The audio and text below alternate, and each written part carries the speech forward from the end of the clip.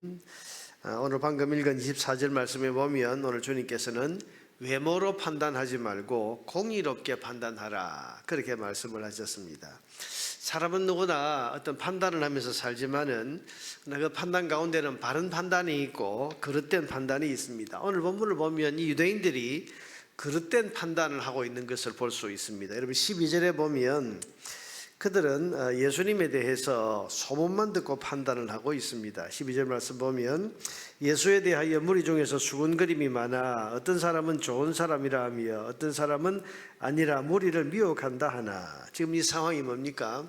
어제 우리가 보았던 것처럼 예수님께서 내가 이제 명절이지만은 지금은 하나님의 때가 아니니 드러내어서 올라가지 않겠다. 너희들 먼저 올라가라.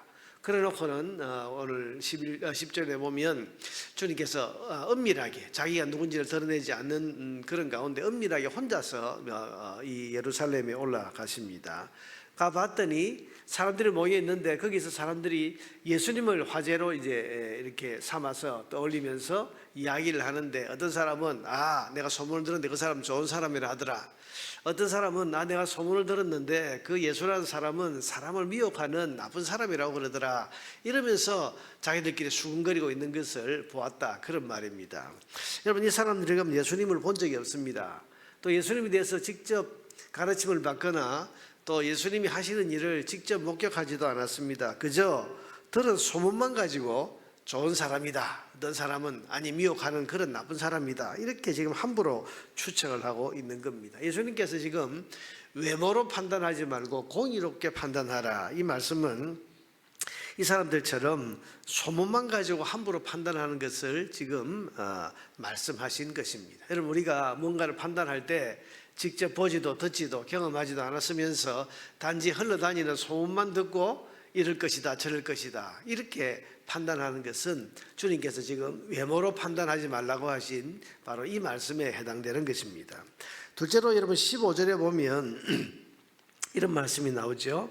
유대인들이 놀랍게 여겨 이르되 이 사람은 배우지 아니하였거늘 어떻게 그를 아느냐.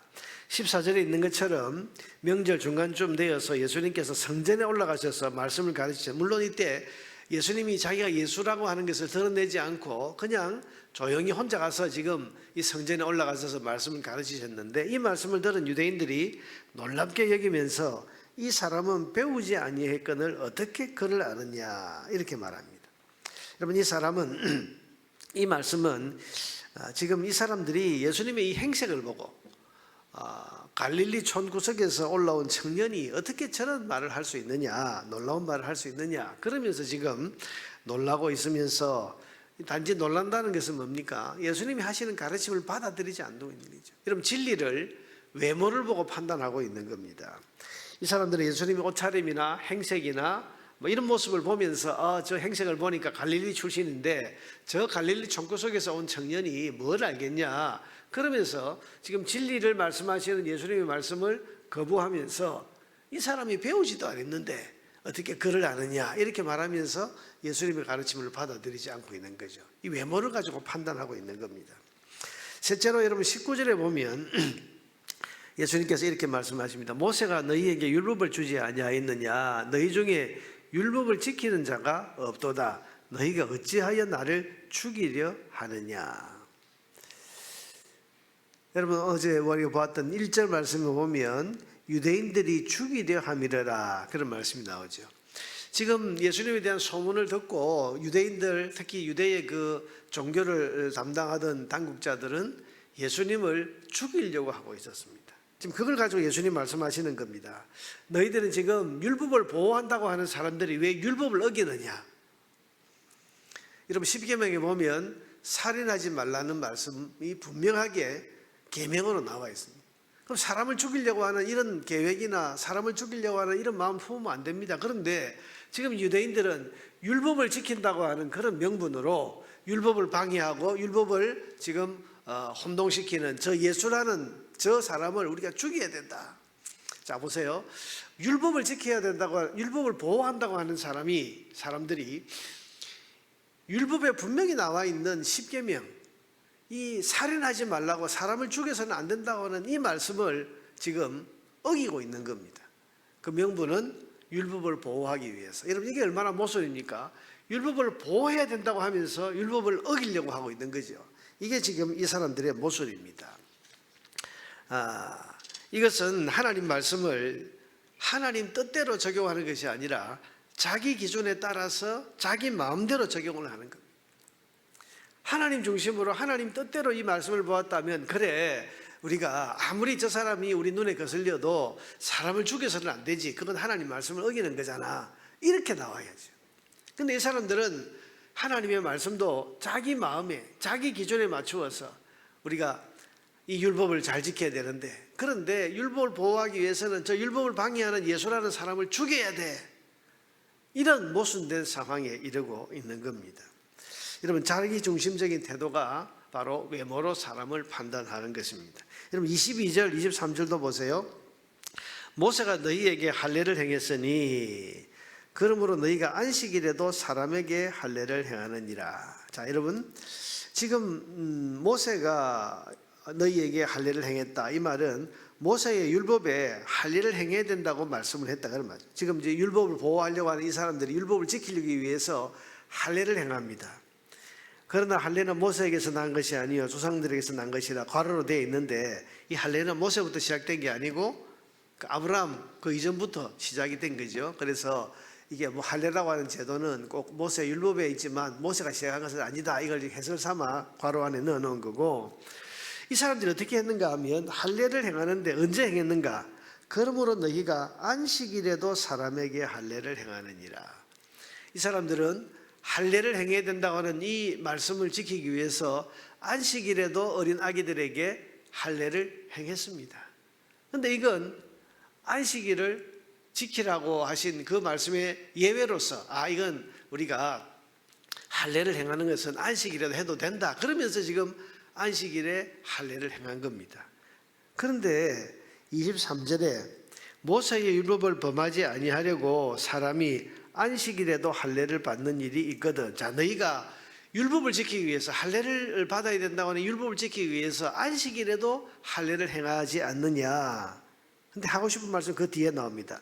내가 안식일에 사람의 전신을 건전하게 한 것으로 너희가 내게 노여워하느냐. 예수님은 안식일에 병자를 고치시기도 하고 눈먼 자의 눈을 뜨게 하시기도 하고 그러니까 지금 예수님이 그런 예수님에 대해서 율법을 어긴다고 해서 지금 예수님을 죽이려고 하는데 예수님이 하시는 말씀이 뭡니까?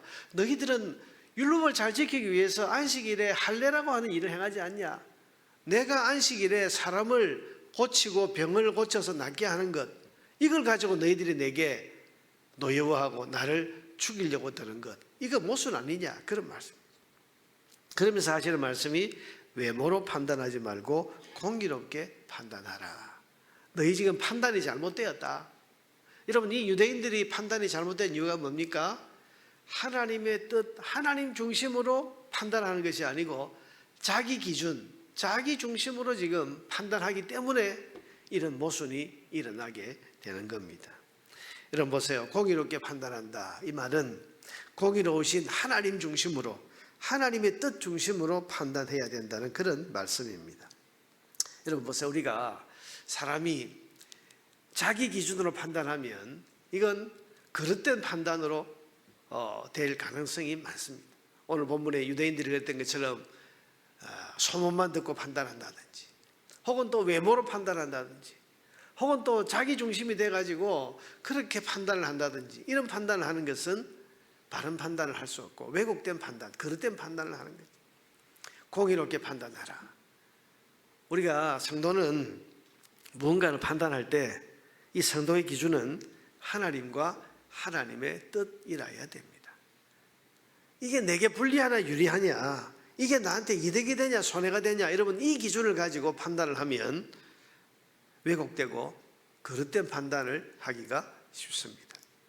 그러나 우리가 하나님과 하나님의 뜻을 기준으로 삼고 판단을 하면 바른 판단을 하고 공의를 이루는 판단을 할 수 있습니다. 이런 판단이 우리 삶을 튼튼하게 하고 흔들림 없이 하게 하는 겁니다. 여러분 우리가 이런 말씀의 원리를 배울 때에 아는 것으로 그치면 안 되고 우리 삶에 잘 적용을 해야 돼요.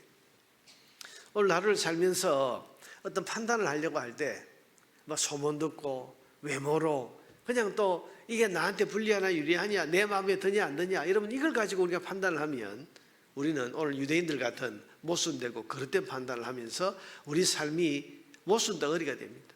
흔들리게 됩니다.